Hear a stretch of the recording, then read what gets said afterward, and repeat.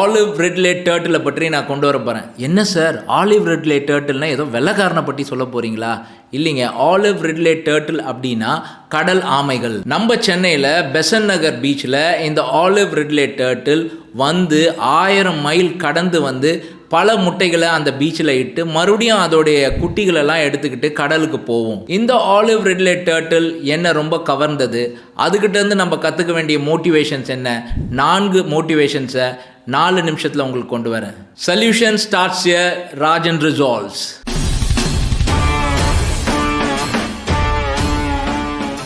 Motivation 1, power of one man army. இந்த olive ridley என்ன செய்யன்னு கேட்டிங்கன்னா, தனியாகவே கடலில் 1000 மைல் தூரம் பயணம் பெற்று அந்த கடல் முழுதும் சுற்றிட்டு திரும்ப வரும்.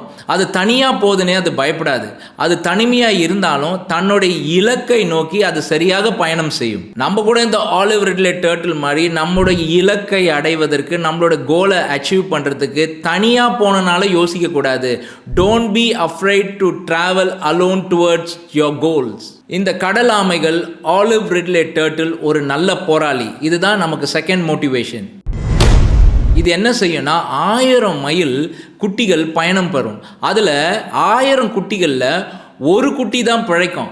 அந்த இள ஆமைகள் ஒரு குட்டி பிழைத்தாலும் அது கடலில் பயணம் செய்வதை, நீந்துவதை நிறுத்துவதில்லை. இந்த கடல் ஆமையோட பயணம் நமக்கு என்ன பாடத்தை கொடுக்குதுன்னா, even if the world is against you, keep moving. Number 3, நம்மளுடைய பாரம்பரியத்தை மீண்டும் தழுவி கொள்ளுதல், அதாவது ரிட்டர்னிங் டு த ரூட்ஸ். இந்த கடல் ஆமைகள் எவ்வளோ தூரம் பயணம் பண்ணாலும் அதோடைய பெண் ஆமைகள் மறுபடியும் தான் எந்த இடத்துல பிறந்துச்சோ அந்த இடத்துக்கே திரும்ப வரும். ஆச்சரியமான ஒரு விஷயத்த சொல்கிறேன்.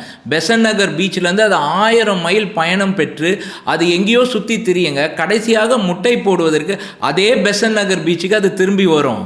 No matter how successful you are, you should return back to your roots. Motivation 4, ஒன்று கூடி வாழு, கம்யூனிட்டி ஸ்ட்ரென்த். இந்த கடல் ஆமைகள் முதல் பாயிண்டில் சொன்ன 1000 மைல் தனியாகவே பயணம் பண்ணும். ஆனால் அது திரும்பி வரும்போது 1000 ஆமைகள் ஒன்றாக வந்து, நீங்கள் நம்புவீங்களா, நம்ம பெசன் நகர் பீச்சில் 1000 ஆமைகள் ஒன்றாக வந்து பெண் ஆமைகள் அங்கே முட்டை போட்டு அங்கு குஞ்சு பொறிச்சு மறுபடியும் அந்த குட்டிகளை எடுத்துக்கிட்டு அது கடலில் பயணம் பண்ணும். அது ஒன்றாக வாழ்வதற்கு அது பழகி கொண்டிருக்கிறது. ஆகவே நாம் கூட சமூகத்தில் ஒன்றாக வாழ்வதற்கு பழகி கொள்ள வேண்டும். So surround your self with like minded people. இந்த ஆலிவ் ரிட்லே டர்ட்டில்ஸை பற்றி நீங்கள் என்ன நினைக்கிறீங்க? கமெண்ட்டில் போடுங்க. இந்த மாதிரி வீடியோ உங்களுக்கு நான் கொடுக்கணுன்னா என்னோட சேனலை சப்ஸ்கிரைப் பண்ணிங்க.